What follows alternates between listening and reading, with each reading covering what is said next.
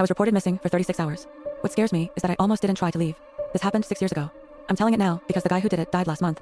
And for the first time, I can breathe without feeling like I'm being watched. I was 22, driving home from a late shift at a restaurant. Snowstorm had just started. Not bad yet, but the roads were getting slick. My car started making a grinding noise about 15 minutes outside town. I pulled over at a gas station that looked like it had been updated since 1987. 2 pumps, flickering light, convenience store attached. Inside was a man behind the counter. Mid-50s maybe, glasses, soft voice. The kind of guy you'd ask for directions. I told him my car was acting up, and asked if there was a mechanic nearby. He said, "Road's going to get bad soon. You don't want to be out there." "I've got a tow truck, buddy, but he won't come in this weather till morning. You can wait in the back room where it's warm if you want." That was mistake number 1, thinking danger looks dangerous. The back room was basically a little office with a space heater and an old couch.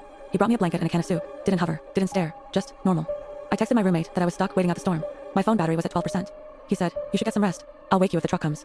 I remember sitting on that couch, warm, full, exhausted. And I remember thinking, this isn't so bad. I woke up in the dark.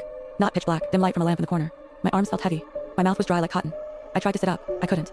My wrists were zip tied to the metal arm of the couch. For a full minute, I didn't panic. That's the part that still scares me. My brain just accepted it.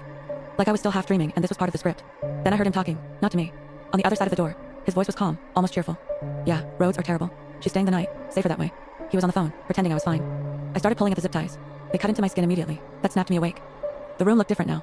Filing cabinets, a second chair, and on the desk my phone, plugged in. Next to it was a stack of driver's licenses, rubber banded together. Different states, both men and women. My brain finally caught up. This wasn't a spontaneous bad decision. I was a system. The door opened. He came in smiling, holding a mug. "You're up. Must have been more tired than you thought." I started crying, which made him sigh like I was being inconvenient. "I didn't want to have to tie you," he said, "but people panic.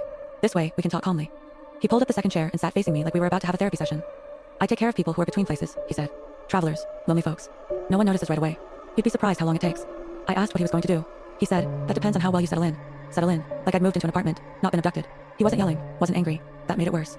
There was no emotion to fight against, just logistics. He left the room again, locking the door. That's when survival mode finally showed up. I twisted my wrists until I thought my hands would break. Skin tore. Blood made it slippery. I got one hand halfway out and thought I'd pass out from the pain. But zip ties tighten in one direction. They don't loosen. Except the metal arm of the couch had a bolt sticking out underneath. I turned my body, dragged the tie against it, sawing back and forth. It took I don't know how long, minutes, years. It snapped. I didn't even feel relieved, just fast. I grabbed my phone. 3% battery, no signal of course. I ran to the door, locked. But it was one of those interior doors with a cheap push-button lock. There was a tiny hole. I used the end of a paperclip from the desk. It opened.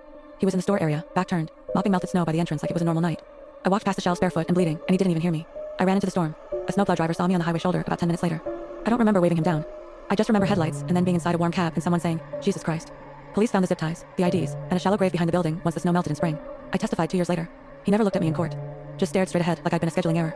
I still can't sit on couches that aren't against a wall. I still keep my phone above 50% at all times. But what really sticks with me is this. For a little while, in that warm room with soup and a blanket, I felt safe. And that's the part he was best at.